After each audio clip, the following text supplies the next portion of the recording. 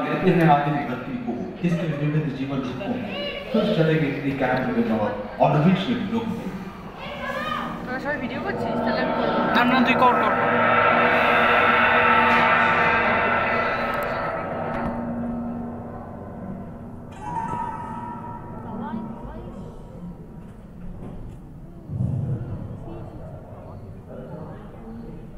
এটা গোপ্রো এর আলো বাবা তো কি লাগছে ওরে ভাই প্রচন্ড कहते हैं कि 460 करोड़ वर्ष पहले प्रचंड धूल के बवंडर से हमारे सौर जगत का जन्म हुआ। धीरे धीरे पृथ्वी शीतल होने लगी, बहुत सारे गैस बाहर निकलने लगे और पृथ्वी के चारों ओर वायुमंडल के रूप में छा गए। इन गैसों ने बिजली की कड़क और बादलों की गरज से मिलकर एमाइनो एसिड का निर्माण किया। प्राय 350 करोड़ वर्ष पहले प्रथम एक कोशिकीय जीव की रचना हुई। लगभग 280 करोड़ वर्ष पहले स्टोमैटोलाइट ने प्रकाश संश्लेषण के द्वारा वायुमंडल में ऑक्सीजन को मुक्त किया। वायुमंडल में ऑक्सीजन के स्तर में निरंतर वृद्धि से 120 करोड़ वर्ष पहले एक से अधिक न्यूक्लियस वाले बहुकोशिकीय जीव का जन्म हुआ। इस क्रमिक विकास से प्लैटफॉर्म, जेलीफिश, स्टारफिश, नॉटिलॉइड से सागर के किनारे वाले अंचल में पौधे लहराने लगे। बहुत तेजी से विभिन्न प्रजातियों की मछलियां विकसित हुई। यहाँ जो विशाल मछली दिख रही है उसका नाम है डार्कियोस्टस।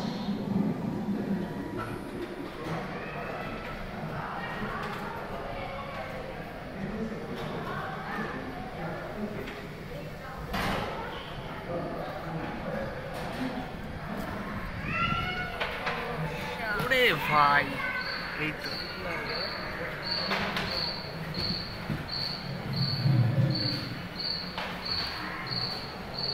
लगभग 35 करोड़ वर्ष पहले धरती पर पेड़ पौधों का जन्म हुआ, जो बढ़ते गए और घने जंगलों में बदल गए।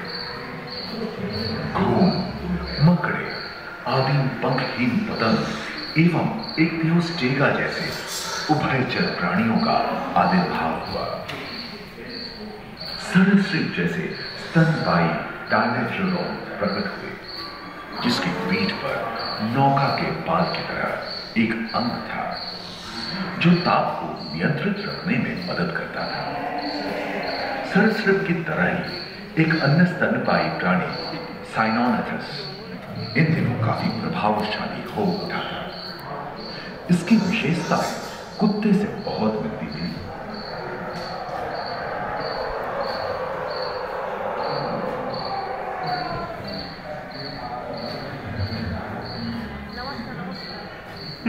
प्राय 1 मीटर तक पंख फैलाने में सक्षम डांस जैसा ड्रैगन फ्लाई, साथ ही दिलचित्ते, बीटल एवं बिच्छू पृथ्वी के चारों ओर फैल गए थे।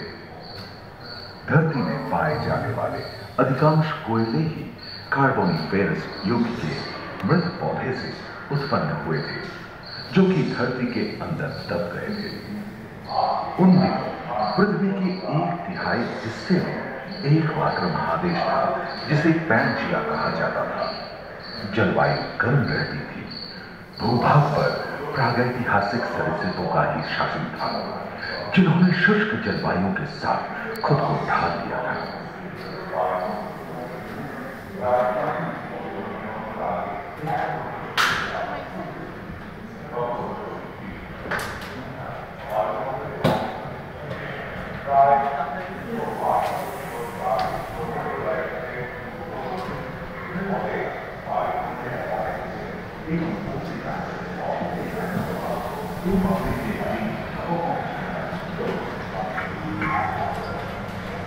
मेंढक, कछुओं और मगरमच्छों का जन्म लगभग 22 करोड़ वर्ष पहले इस धरती पर हुआ था। प्रथम स्तनपायी जीव मेगाज़ोस्ट्रोडन चूहे जैसे आकार का था। प्राचीन सरीसृप समाप्त होने लगे थे और उनकी जगह डायनासोर ने ले लिया था। यह घटना प्राय 20 करोड़ वर्ष पहले घटी थी। डायनासोर विभिन्न आकार एवं माप के थे और धरती के कोने कोने में फैल गए थे एवं जलवायु के अनुकूल खुद को ढाल दिया था। इनमें से कुछ तो गिलहरी की तरह हल्के फुल्के थे और कुछ 15 पूर्ण वयस्क हाथियों जितने भारी थे।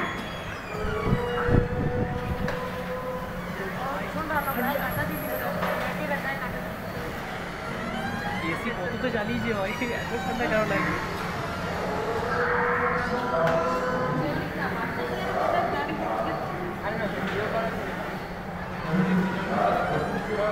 कुछ 4 पैरों से चलते थे तो सियालोफाइसिस 2 पैर वाले डायनासोर थे।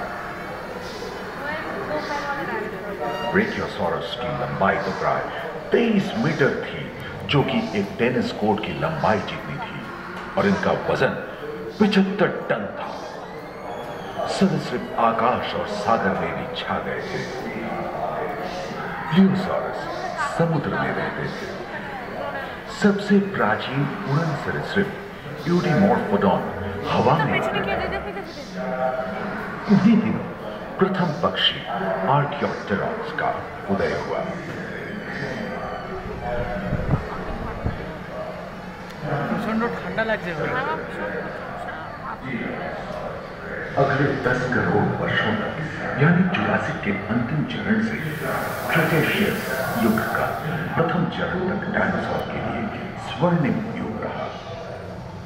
जलवायु में नमी की मौजूदगी से पृथ्वी पेड़ पौधों से भर उठी थी।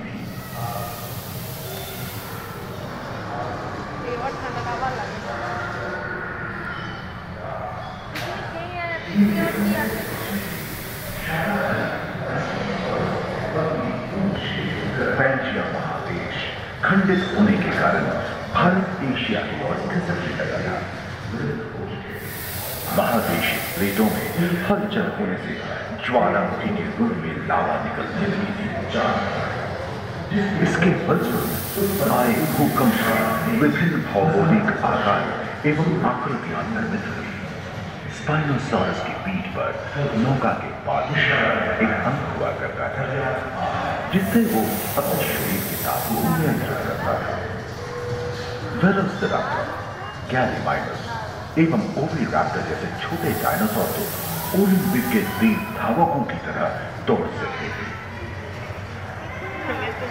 पैरासॉरोलॉपस और कोरिथोसॉरस के सिर पर गलगी होती थी। करीबन 5 मीटर लंबे पंख वाले टेरोनोडो उड़ने सुनने में विचित्र लगे, पर अधिकांश डायनासोर जैसे कि ट्राइसेराटोप्स और एंकिलोसॉरस शाकाहारी थे।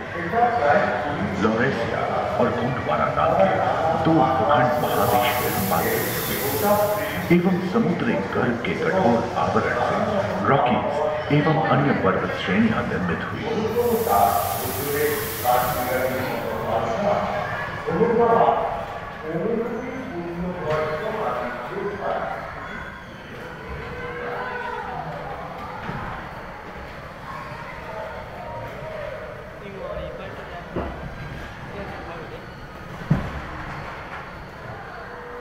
भूमध्य रेखा के पास आबहवा में उष्णता बनी रही, परंतु नदियां सूखने लगी थी एवं जंगल कम होने लगे थे।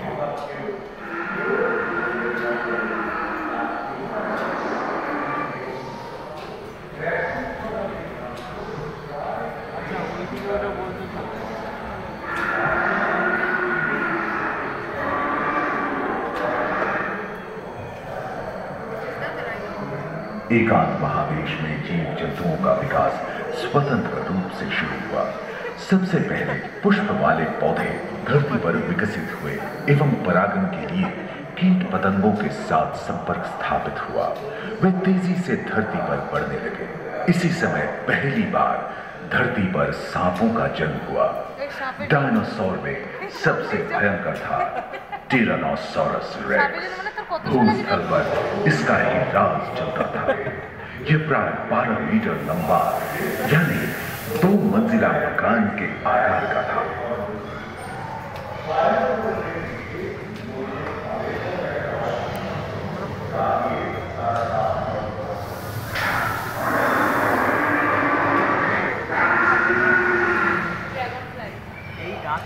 इनके हमले से बचने के लिए शाकाहारी एंकिलोसॉरस अपनी पूंछ के फुटकर का इस्तेमाल करते हैं। सभी डायनासोर प्राय 6.5 करोड़ वर्ष पहले विलुप्त हो चुके थे। आखिर क्यों? एक अनुमान के अनुसार एक बहुत बड़ी गलिका पृथ्वी से जा टकराई, जिसके फलस्वरूप उत्पन्न धूल के विशाल मेघ ने हजारों वर्षों तक सूरज की किरणों को धरती पर पहुंचने से रोक दिया था। फलस्वरूप विशाल डायनासोर को पर्याप्त आहार नहीं मिला और वे डूब गए।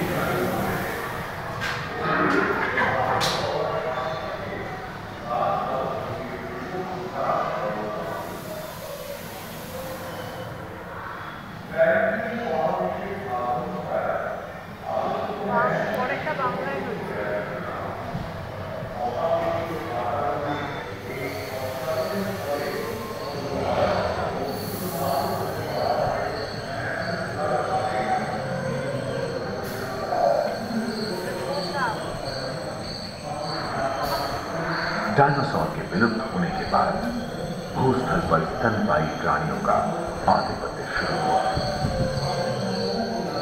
पर्याप्त मात्रा में आहार उपलब्ध होने के कारण छोटे छोटे स्तनपायी प्राणी बड़े आकार में बदलते गए। इसी समय बड़े बड़े शाकाहारी एवं मांसाहारी स्तनपायी प्राणी धरती पर नजर आने लगे। विश्व के कई हिस्से जंगल से हरे भरे हो गए।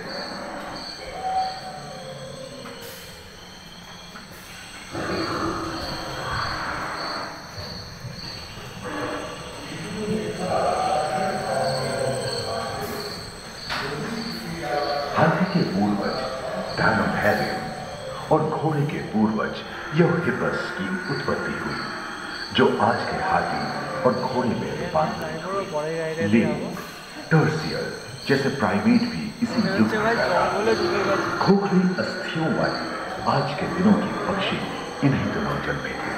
डायाट्राइमा जैसे बड़े एवं उड़ने में अक्षम पक्षी उन जगहों में रहते थे जहां मांसाहारी बड़े स्तनपायी प्राणी नहीं मिलते थे। एक एवं बंदरों का जन्म लगभग 1 करोड़ वर्ष पहले हुआ था। इस समय ही आदि मनुष्यों का आविर्भाव हुआ। जलवायु में शीतलता एवं ध्रुवों पर बर्फ की चादर।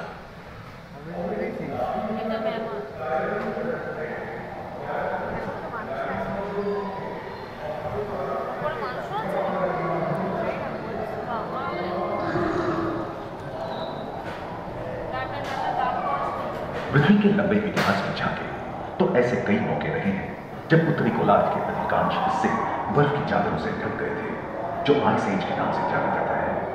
हम आज ऐसे ही एक आइस एज में रह रहे हैं जो 20 लाख वर्ष पहले शुरू हुआ था। रोएदार गैंडे, रोएदार स्तनपायी और कस्तूरी गायों ने अपने शरीर के रोमों की सहायता से शीतल जलवायु के साथ तालमेल बैठा दिया था। पुष्टगुंबद आकार के फूलनुमा ग्लाइकोडोन जैसे विशाल आर्madillo उन दिनों मौजूद थे। सिर वाले बाल और विशाल सिंह वाले हिरण जंगल में शान से विचरण करते थे। संभवतः सामने के दांत से मांस को चीरने फाड़ने में हुई अड़चन के कारण यह समय के साथ विलुप्त हो गए।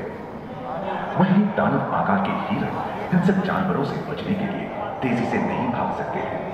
फलस्वरूप वे भी ओझल होते गए। इस समय से ही आधुनिक मानव का क्रमिक विकास शुरू हुआ और विशाल स्तनपायी प्राणी धीरे धीरे विलुप्त होने लगी।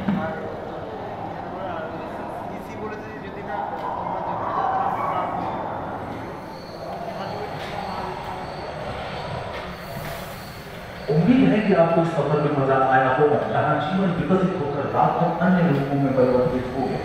दूसरे फ्लोर पर ह्यूमन इवोल्यूशन पैनोरामा में मानव की यात्रा और विज्ञान और तकनीक तथा अत्याधुनिक तकनीक की भारतीय विरासत का भी इसी हॉल के पहले फ्लोर पर आनंद लेंगे।